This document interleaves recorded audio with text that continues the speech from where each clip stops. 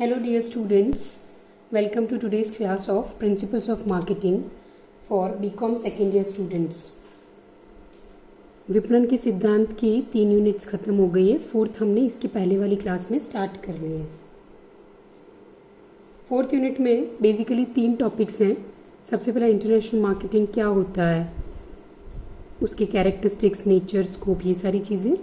दूसरा टॉपिक है domestic marketing और इंटरनेशनल मार्केटिंग में डिफरेंस क्या है ये। और तीसरा टॉपिक है इंटरनेशनल मार्केटिंग का एनवायरनमेंट। ठीक है, एनवायरनमेंट में इंटरनल और एक्सटर्नल 2 टाइप के एनवायरनमेंट्स हैं।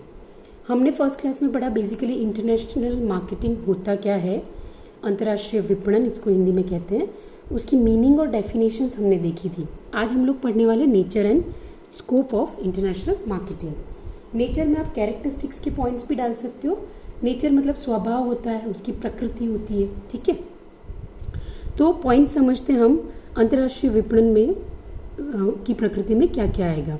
पहला है डोमिनेंस ऑफ मल्टीनेशनल। ठीक है, जो कंपनीज एक देश से ज़्यादा देशों में अपना माल सामान बेचते हैं उनका डोमिनेंस होता है, मतलब वो लोग ऊपर होते हैं। ठीक है, हायर लेवल पे होते हैं। फिर है लार्ज स्केल ऑपरेशंस, क्योंकि एक देश से ज़्यादा देशों में माल सामान बेचना है तो उनके ऑपरेशंस का मतलब जो कामकाज है कंपनी का वो लार्ज स्केल पे होगा। फिर है boundary restrictions and trade blocks. International marketing में कई बार ध्यान रखना पड़ता है कि कुछ कंट्रीज़ हैं, वो कुछ कंट्रीज़ को हर चीज़ के लिए माल सामान बेचने के लिए अलाउ नहीं करते हैं। जैसे इंडिया और पाकिस्तान 2 कंट्रीज़ हैं, आसपास की कंट्रीज़ हैं, लेकिन बहुत सारी चीज़ें ऐसी हैं जो इंडिया पाकिस्तान को नहीं सेल कर सकता है, पाकिस्तान इंडिया को नहीं सेल कर सकता है। ठीक है, और ट्रेड ब्लॉक्स का मतलब ये होता है कि ग्रुप्स बने हुए होते हैं कि ये कंट्रीज़ हैं, ये कंट्रीज़ आपस में आसानी से ट्रेड कर सकते हैं या व्यापार कर सकते हैं, बाकी नहीं कर सकते हैं। फिर इसी के कैरेक्टरिस्टिक्स में या नेचर में और आता है मार्केटिंग रिसर्च का काम भी होता है। फिर है importance of advance technology use होता है। प्रिसाइज कंपटीशन, जैसे ही आप हायर लेवल पे जाओगे कंपटीशन और अलग तरीके से हो जाएंगे, तो कंपटीशन भी है। सेंसिटिव कैरेक्टर का मतलब क्या होता है कि अंतर्राष्ट्रीय विपणन में कभी कभी प्रॉब्लम्स भी हो जाती है। क्यों? क्योंकि हम खुद जाकर कोई चीज़ बेच नहीं रहे, एक कंपनी के रिप्रेजेंटेटिव के तौर पर हम चैनल्स बना रहे रूट बना रहे हैं, उस रूट से चीज़ें माल सामान एक देश से दूसरे देश में जा रहा है। फिर है वांट फॉर स्पेशलाइज्ड इंस्टीट्यूशंस। और अंतर्राष्ट्रीय, आप लोग जब हायर स्टडीज में इंटरनेशनल बिजनेस, अंतर्राष्ट्रीय व्यापार पूरा पढ़ोगे तो आपको पता चलेगा कि अंतर्राष्ट्रीय व्यापार एक इंसान या एक कंपनी नहीं कर सकती है, पूरा एक चैनल बनता है, एक रूट बनता है। तो बीच में बहुत सारे इंस्टीट्यूशंस या ऑर्गेनाइजेशंस होते हैं जो रोल प्ले करते हैं, तो उनकी भी रिक्वायरमेंट होती है। फिर है लॉन्ग टर्म प्लानिंग, लंबी प्लानिंग करनी पड़ती है। और कल्चरल रिलेशंस, इसमें अलग अलग कल्चर के लोग एक दूसरे से जुड़ते हैं और रिलेशंस डेवलप होते हैं। ठीक है, और मैंने नेचर और कैरेक्टरिस्टिक्स में एडअप किए हैं। मैंने यहाँ पर बहुत सारे पॉइंट्स लिए, जितने मुझे मिले सब मैंने ले लिए। आप इनमें से जो रिपीट हो रहे हैं उनको छोड़ देना, बाकी लिखना। मीनवाइल मैं आपको इसके नोट्स प्रोवाइड कर चुकी हूँ। इसके पहले की जो क्लास थी उस क्लास के साथ, मतलब मीनिंग और डेफिनेशंस के साथ, मैं नेचर और स्कोप के भी नोट्स इंग्लिश और हिंदी दोनों में PDF प्रोवाइड कर चुकी हूँ आपके व्हाट्सएप ग्रुप्स में। आप उनको खोल के देखिएगा, आपको क्लियरली आइडिया लग जाएगा कि क्या क्या पॉइंट्स हमें इंक्लूड करने हैं। ठीक है, नेचर ऑफ इंटरनेशनल मार्केटिंग में और पॉइंट्स जो मैंने इंक्लूड किए वो हैं, एक तो रिलेशनशिप बिल्ड होता है, गुड्स और सर्विसेज एक कंट्री से दूसरी कंट्री जाते हैं, मार्केटिंग को प्रायोरिटी देते हैं, क्योंकि मार्केटिंग से ही पता चलता है कि कौन सी कंपनी क्या चीज़ कौन से देश में बेचना चाहती है। ठीक है, फिर एक्सपोर्ट होता है, फॉरेन का मार्केट कैसा होता है उसकी स्टडी पे ध्यान दिया जाता है। 2 कंट्रीज का इन्वॉल्वमेंट होता है, एक कंट्री बेचने वाली, एक खरीदने वाली। बहुत सारे बेस होते हैं, मतलब मैनी बेसिस का मतलब होता है कि आपका जो ग्राउंड लेवल पर रिलेशनशिप है वो बहुत सारी चीज़ों पे डिपेंड करता है। जैसे आप क्या चीज़ बेचना चाह रहे हो, क्यों बेचना चाह रहे हो, किसको बेचना चाह रहे हो। ठीक है, फिर लैंग्वेजेस अलग अलग होती है, अलग अलग कंट्रीज़ की। ज़्यादा रिस्क होता है, गवर्नमेंट का इन्वॉल्वमेंट होता है, फॉरेन करेंसी में पेमेंट होता है। तो आप देखोगे स्टूडेंट्स इसमें सारे पॉइंट्स अलग हैं। पहले पढ़े उससे, तो आप और जोड़ते जाओ पॉइंट्स, ठीक है। फिर एक और स्लाइड ली मैंने, उसमें बता रहे इंफॉर्मेशन एंड टेक्नोलॉजी ड्राइवन, ये रिपीटेड है। बाउंड बाय इंटरनेशनल रिस्ट्रिक्शंस, ये भी रिपीट है। Highly perspective markets, complexity in operations, diversified markets and segmented, supremacy of big corporation, subject to diplomatic relations, severe competition, large scale operations, interconnectedness among countries etcetera, ये सारे nature में points आ गए, ठीक है। और चीजें और प्रिसाइज करके एक और स्लाइड ली है मैंने, अगेन वही चीजें रिपीट हो रही है। लार्ज स्केल ऑपरेशंस होते हैं इंटरनेशनल मार्केटिंग में, ब्रॉडर मार्केट होता है, इंटेंस कंपटीशन होता है, हायर रिस्क एंड चैलेंजेस होते हैं, इंटरनेशनल रिस्ट्रिक्शंस होते हैं।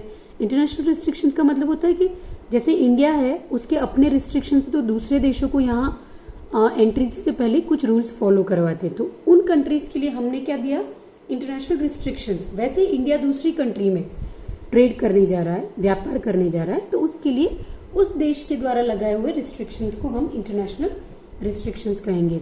Controlling nature, subject to diplomatic relations, ये सब हो गया नेचर। अब हम देखते हैं स्कोप, मतलब इसका क्षेत्र क्या क्या है।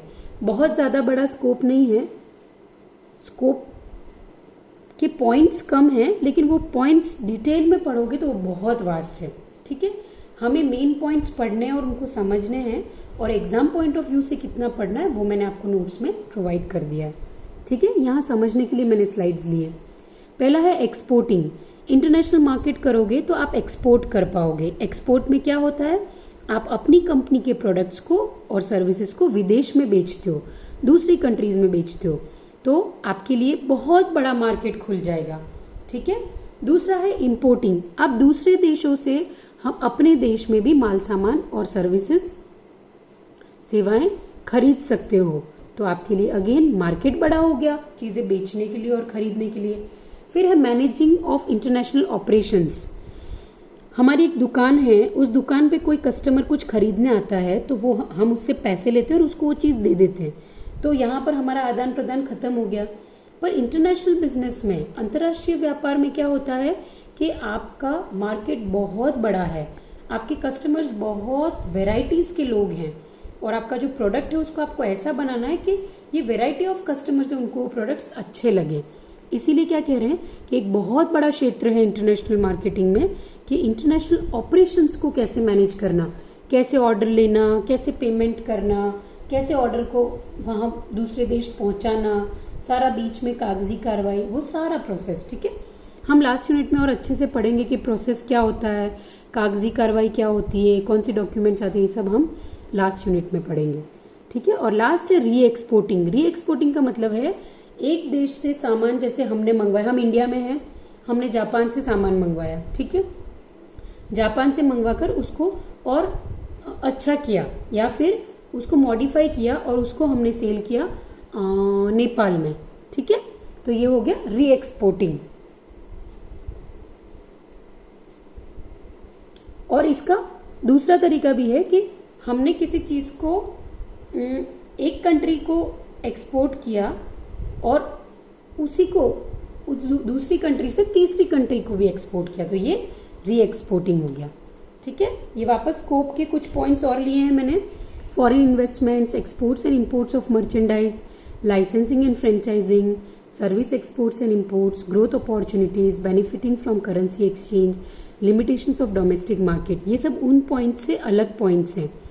ये सब बेसिकली इकोनॉमी, पैसों के ऊपर बेस्ड है, ठीक है। ग्रोथ होता है, फॉरेन में इन्वेस्टमेंट कर सकते हो, लाइसेंस मिलता है दूसरी कंट्रीज के साथ काम करने के लिए, मतलब व्यापार करने के लिए, ठीक है। एक्सपोर्ट इंपोर्ट होता है, करेंसी एक्सचेंज में जो बेनिफिट्स होते हैं, फायदे होते हैं, किसी कंट्री की करेंसी की वैल्यू बहुत ज्यादा होती है तो वो फायदे मिलते हैं।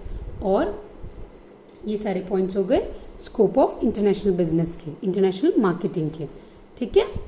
अब आज का क्वेश्चन है explain the nature and scope of international marketing, ठीक है स्टूडेंट्स। पीडीएफ के नोट्स अच्छे से पढ़ना और फिर ये आंसर लिखना। कुछ भी समझ में नहीं आए तो व्हाट्सएप ग्रुप में ही क्वेरी करना और अपने डाउट्स क्लियर करवा लेना।